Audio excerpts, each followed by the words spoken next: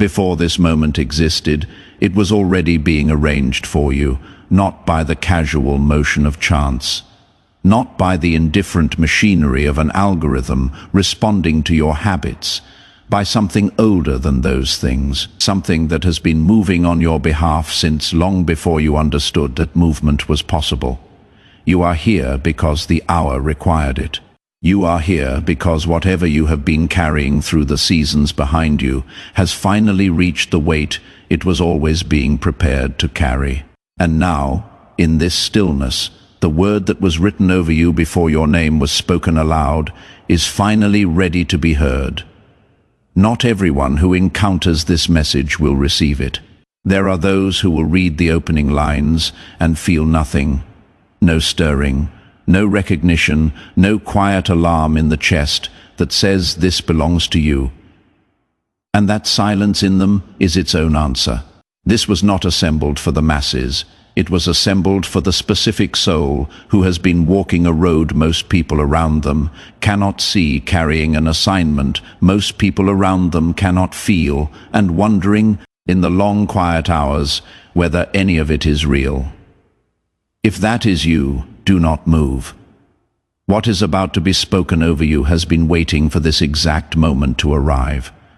The first unveiling, the weariness of the consecrated, chosen one. I will not begin gently. You have been handled gently for too long. The careful words, the slow approaches, the tender management of your feelings by people who sensed they were touching something fragile. But you are not fragile, you are weighted, and there is a profound difference between the two. So let me ask the thing no one has asked you directly. How long have you been carrying this particular kind of tired? Not the tiredness that comes from labor or loss, though you have known both.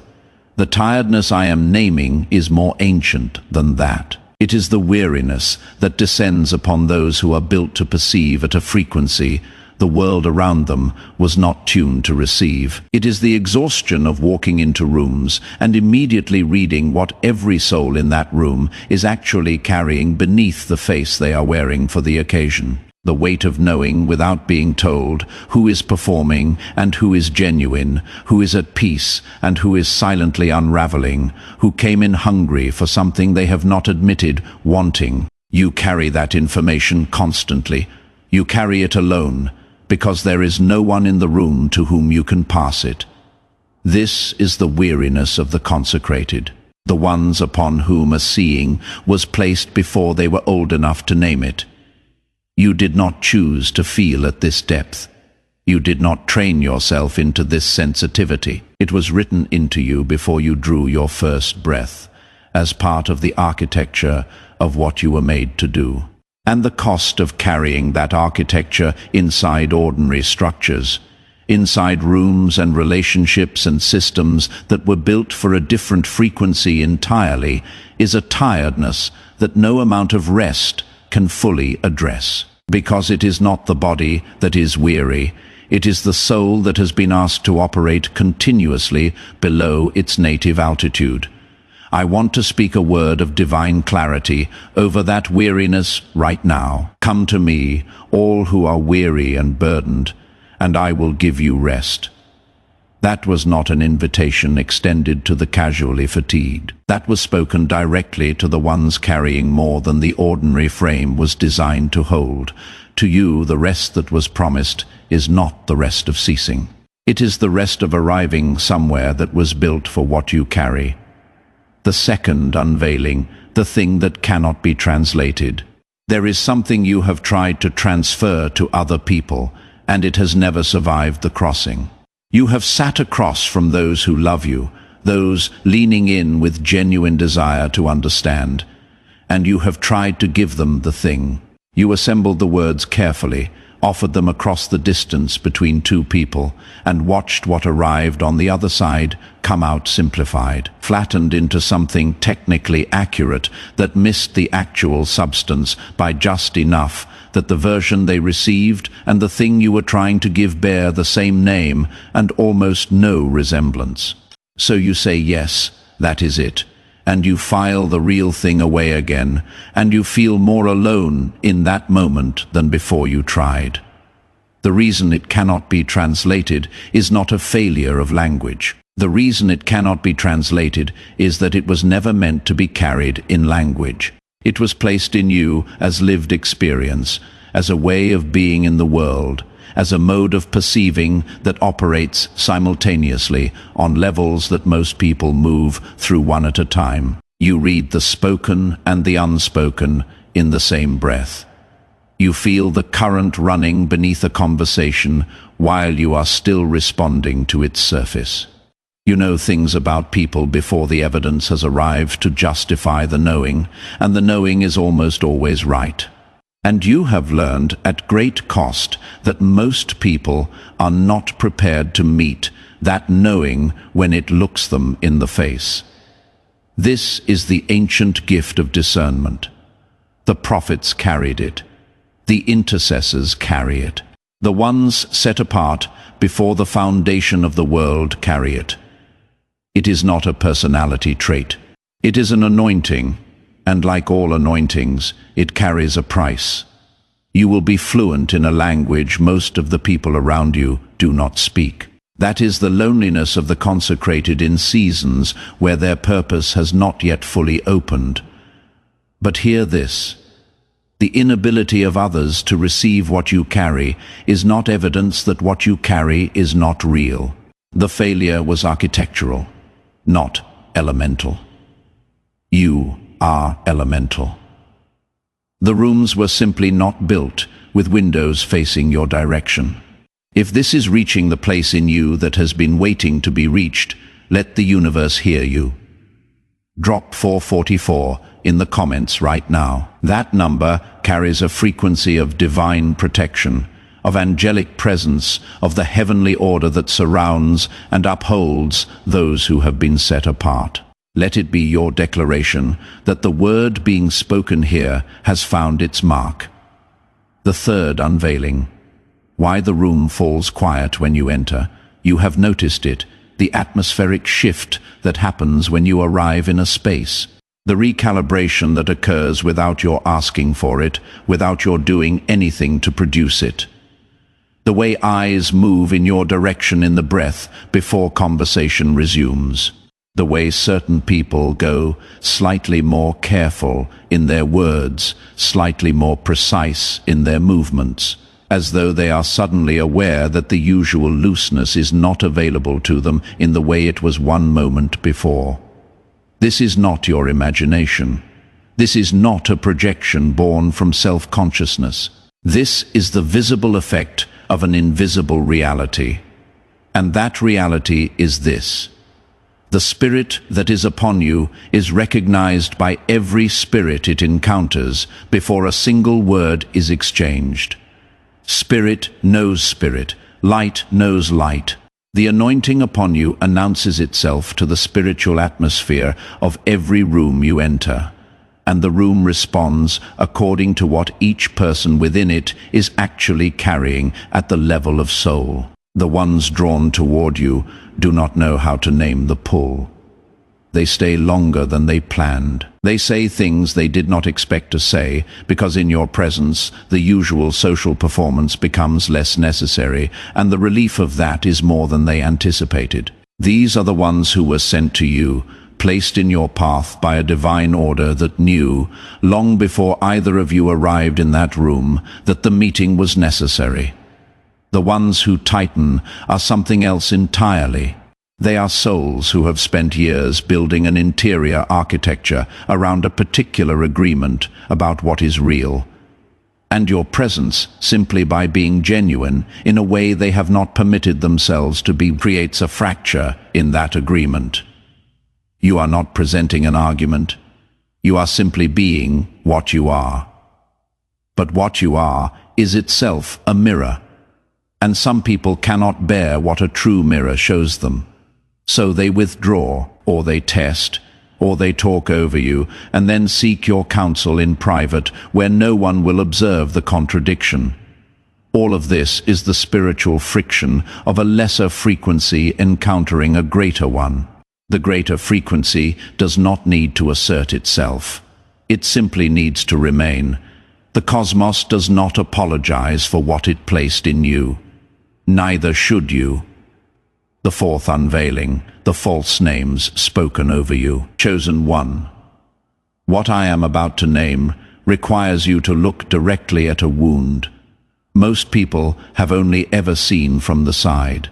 This wound was administered slowly by people who were sometimes close to you through words offered as truth when they were actually testimony to the discomfort you provoked in those who offered them. You were given false names, not in ceremony, not with obvious malice, but across years and in accumulation, through repeated labeling by those who could not sit comfortably inside what your presence revealed about themselves.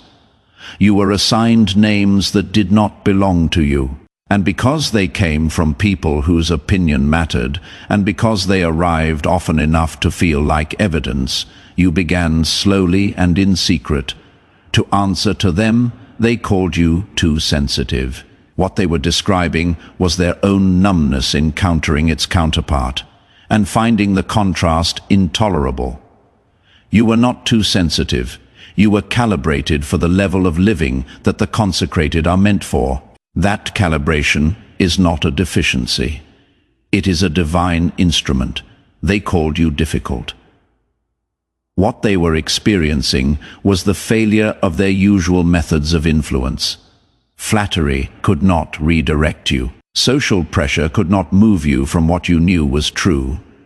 Manipulation required more effort with you than it was worth. They called that difficult because it was difficult for them. What it actually was integrity that had not yet learned to apologize for existing. They called you cold. What they were interpreting as coldness was your refusal to perform warmth. You were not feeling when they required it. You could disagree without dismantling yourself in the process. To those who read accommodation as kindness, the absence of accommodation reads as coldness. What it actually is sovereignty over your own interior life. Before any of those names were spoken over you, the true name was already written. You are fearfully and wonderfully made. Not approximately, not adequately, fearfully, wonderfully. The fear in that word is holy fear, the kind that attends the creation of something whose scope exceeds ordinary comprehension. That inscription was placed before the first voice ever called you too much. It remains unchanged after the last. Not one syllable spoken over you in seasons of misidentification has had the divine authority to alter what was written at the beginning. The trying cost you something real. The quiet erosion of your ability to trust your own perception after enough people called that perception excessive. That cost was real. But hear this. A wound is not a verdict. The instrument was never broken. It was silenced. And what is silenced can be restored. The restoration is already in motion. The fifth unveiling. The doors the cosmos closed on your behalf. I want to speak now about every time you arrived at something that seemed right and found the entrance sealed against you. Every opportunity that closed before you could fully enter it. Every relationship that dissolved before it became what you had hoped it would become. Every community where you tried for belonging and found the architecture did not fit the shape you actually are. Every version of your life that you began constructing and then had to stand and watch come apart. In every one of those closures, the interpretation most immediately available to you was the wounding one. That something about you was not sufficient. That you had miscalculated what was possible, that the vision you were carrying was larger than the life available to you. And the gap between them was evidence of something wrong in your original reading. I am here to offer you the cosmic reading of those events. Every door that the universe closed against you was an act of covenant protection. The opportunity that would have kept you occupied but diminished, kept you comfortable but static, kept you visible but fundamentally off assignment. That door was closed by the same hand that wrote your purpose. The relationship that would have required you to remain small in order for the other person to remain comfortable was dissolved by the same intelligence that knew what you were going to be asked to carry in the season that followed. The community that could not absorb you was not built for what you carry, and the exits arranged from those spaces were not failures of your belonging. They were the cosmos redirecting you toward the belonging that was actually written for you. He said it with the full weight of divine certainty. I know the plans I have for you, plans to prosper you and not to harm you, plans to give you a hope and a future. Those words were not spoken into prosperity. They were spoken into the ruins, into the season of sitting amid the wreckage of what had fallen apart, surrounded by the evidence of loss, unable to see the thing that was being assembled in the place the loss had cleared. The promise was never that the ruins were not real. The promise was that the ruins were not the final architecture. The universe was clearing ground. The trajectory is not random. The sovereignty behind it is not absent. Every exit was the cosmos saying, not here, not this, not yet, because what is written for you cannot be entered from the wrong direction. The sixth unveiling. The loneliness of the anointed in the midst of the ordinary. This is the word that most voices in this space will not speak plainly, because it touches an ache that people in your position have learned to carry silently, having been told once or more than once that to name it is ungrateful. So I am going to name it for you in the full hearing of heaven, so that you no longer have to carry it in silence. You can be surrounded and still be completely, essentially alone. Not alone in the way that is visible from the outside, not absent from relationships, not withdrawn from community or conversation. You show up, you engage, you offer what the room can receive, and you receive what is offered back. And from a certain distance, the picture looks like connection. But you know, in the interior place that sees clearly, that what is being exchanged in most of your interactions is a version of you. A calibrated version. A version carefully constructed to fit within the dimensions of what the relationship or the room can actually hold. The whole of you lives somewhere else. You have kept it there not from shame, but from hard-won understanding that offering the whole of you into spaces not built to receive it produces a specific kind of damage. You have offered the real thing and watched it be mishandled. Not with cruelty, but with the carelessness of those who did not understand what they were holding. They moved past the thing you most needed them to stay with. They offered solutions when you needed witness, and so you learned to measure the capacity of each space before you risked the full depth of what you are. That measuring accumulates a specific loneliness that most people around you have no framework for understanding.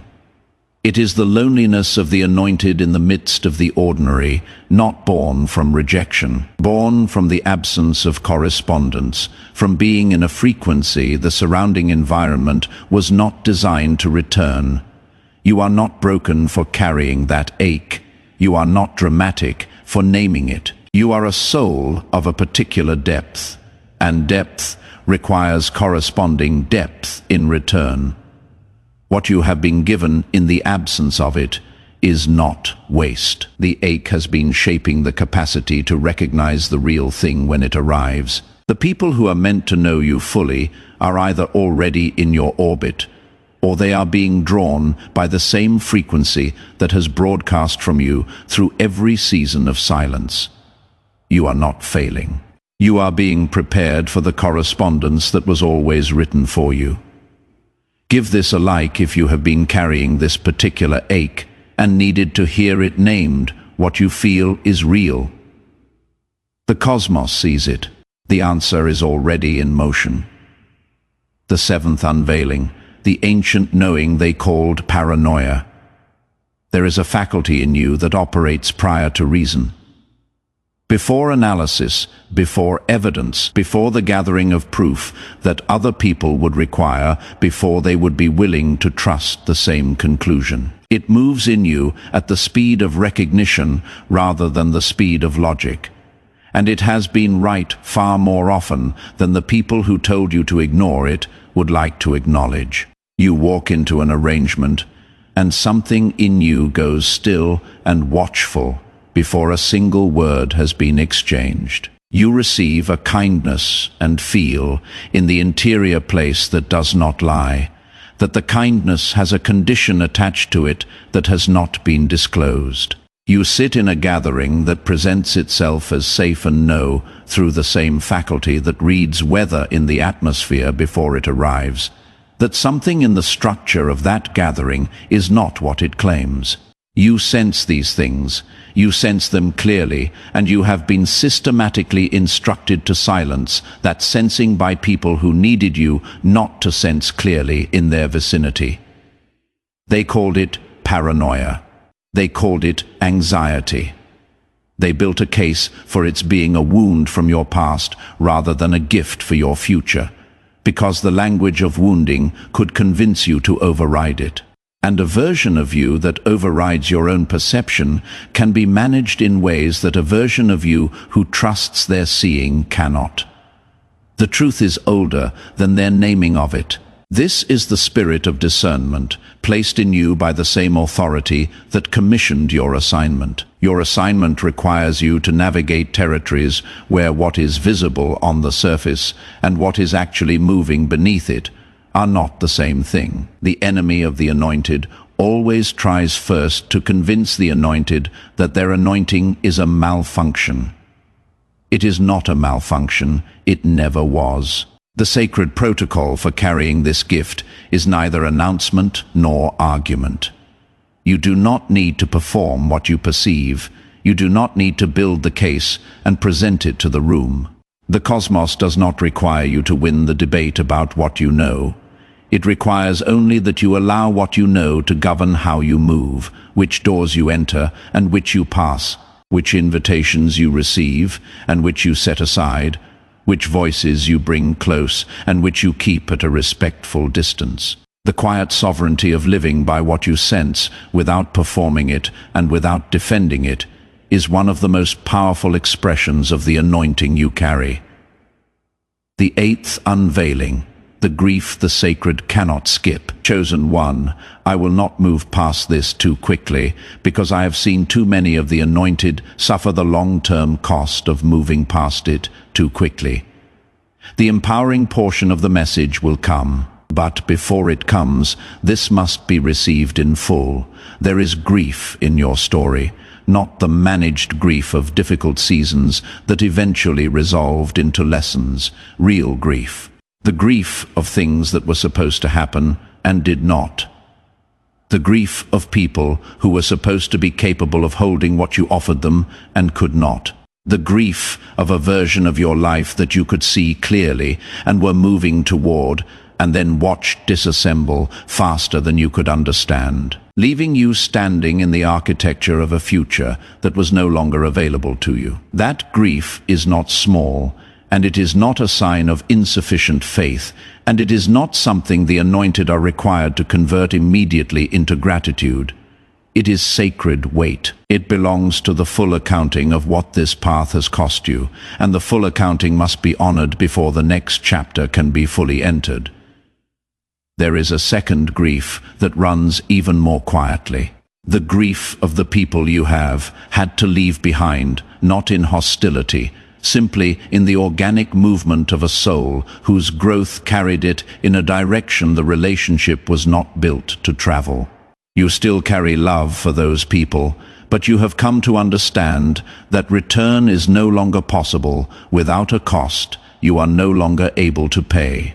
Going back would require you to become again what you were in the season they knew you, and that version has been superseded by what the pressure and the silence produced. Going back would require you to betray what the fire made.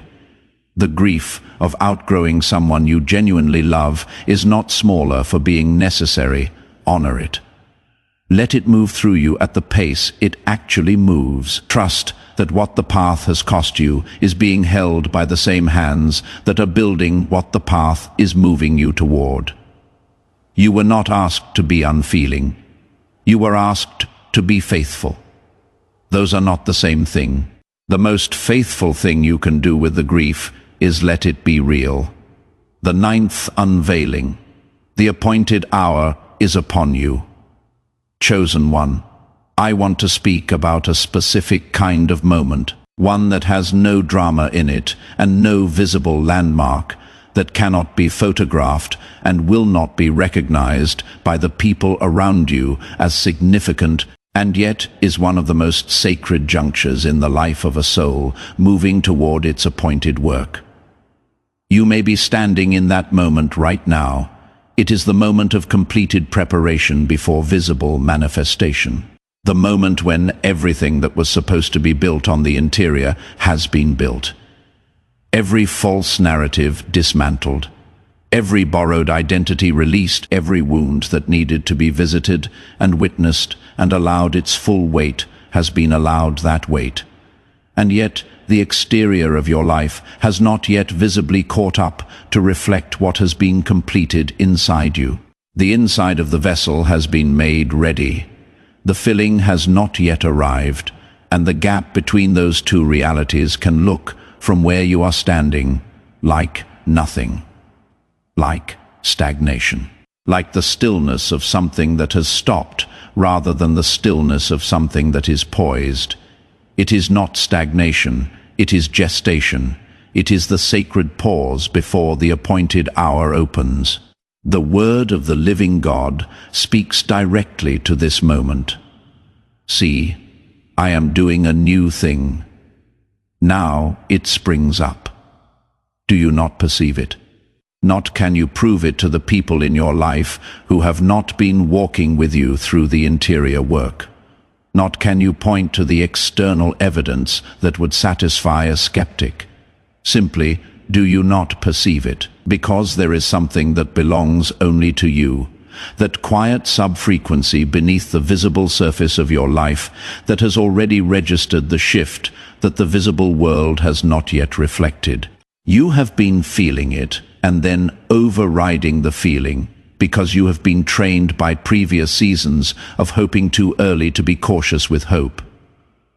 But this is not too early. This is the appointed time, and the perceiving is the first act of the receiving. The arrangement around you is already in motion. The right people are already being positioned. The doors that were meant to open are already beginning to move on hinges you cannot yet see. The frequency you have been broadcasting through every season of refinement is already reaching the ears and the spirits that were built to recognize it. The harvest of everything that was sown in silence is not coming. It is already arriving. The only question is whether you will allow yourself to perceive it before you can prove it. You are standing at the threshold of your appointed time. If you feel that, declare it. Leave 444 in the comments. Not as a number, as a covenant declaration. As the voice of your spirit saying to the heavens and to the earth, I am here. The work was real. The season is complete. I am no longer asking permission to step into what was written for me before my name was spoken aloud. The 10th unveiling, what is owed to the soul that endured. I want to speak directly to the version of you that is still waiting for permission from somewhere outside yourself, before it will allow the full weight of your purpose to be inhabited. There are things you have been withholding from yourself, from a long habituation, to a kind of spiritual smallness imposed on you from the outside that gradually became so familiar, you began to mistake it for wisdom. That management of yourself downward was a survival strategy. It served you in seasons where the alternative was constant friction with environments that could not receive you. But the season of survival strategy is giving way to something else, and the habits of the old season will not serve the demands of the new one. The permission you have been waiting for is not in transit from somewhere outside you. It was never located there. The only authority that can release you into the fullness of what you were commissioned to carry is the authority placed inside you at the beginning. That authority has been waiting, with the patient certainty of something that knows it will eventually be heard, for you to stop turning outward for what was always meant to be found within. You owe yourself the interior decision, the one not announced, not performed, not submitted to any room for endorsement. The decision made in the quiet between you and the God who commissioned you, that what you have been sensing about your purpose is real, that the version of you managed carefully downward to prevent friction is the one that was always meant to walk at full height. You owe yourself the relationships where the calculation disappears, where the whole of what you are is not a risk but a recognition. Those relationships are not fantasies, they are the correspondence. The anointed were always intended to find, but they require you to stop settling for arrangements where you are only partly present, because partial presence signals to the universe that partial is what you expect. The most difficult form of obedience that exists is not outward conformity to rules. It is the obedience of becoming what you were actually made to be, fully and without apology, in the face of every voice that preferred a version of you they could more easily contain, the 11th unveiling. The life that was written before you could read it. Chosen one. I want you to arrive at this final word with every layer of yourself present, not the composed version. The part of you that came here because something needed to move, and something in you knew it. The life that is waiting for you is not constructed in the imagination of your best days. It is the life inscribed for you before your first season on this earth. Held back not because you were insufficient, but because the version of you walking through the years behind you was not yet the version commissioned to carry it. The inscribed life requires an inscribed person. That person is standing at the threshold right now. It includes people who will know the full weight of what you carry and receive that knowledge as privilege. It includes work that requires what you have been quietly building through every season of refinement. It includes a dwelling within your own soul that is not adversarial to itself, not in perpetual negotiation between what you are and what available spaces required you to perform, but honest and present and at peace. It also includes the cost of the anointed. The life you were made for is not emptied of challenge. The depth that made you feel out of place in the wrong rooms will make you irreplaceable in the right ones. The weight will be real. What will be different is that it will be the weight of something that fits. And there is a difference that cannot be overstated between carrying something that fits and carrying something that does not. The first produces meaning. The second produces only the weariness we named at the beginning. This is what the scripture means when it says that all things work together for the good of those who are called according to his purpose. Not that all things felt like good, but that nothing, not the years in rooms too small for what you carry, not the silences that lasted longer than seemed survivable, not the false names, not the closed doors, not the grief of the path required, was outside the sovereign architecture of a purpose moving through all of it. The design was never interrupted. Every piece of what felt like loss was in the economy of the eternal preparation. And the preparation is now complete. If this word has reached the part of you that was waiting to be reached, carry it forward. Share it with the one walking their appointed path in silence, who needs to hear that the silence is not the end of the story. Subscribe so that what comes next can find you when you need it. Give this a like so it can travel further than it would otherwise reach, and leave 444 in the comments. Not as a number, as a declaration before heaven and earth. As the voice of your commissioned soul saying, I receive this, I am the one this was written for. I am done explaining myself into dimensions of spaces that were never built for what I carry. I am walking forward in full alignment with the assignment written over me before the world gave me a name. The appointed hour is not arriving. It has arrived. You are already in it. The design is complete. The preparation is finished. The life that was written for you is waiting to be lived. Walk into it as the soul consecrated for this hour. Walk into it with everything you have endured and everything you have become because of it. This is your moment. This is your time. This is the life that was always yours. Together we rise.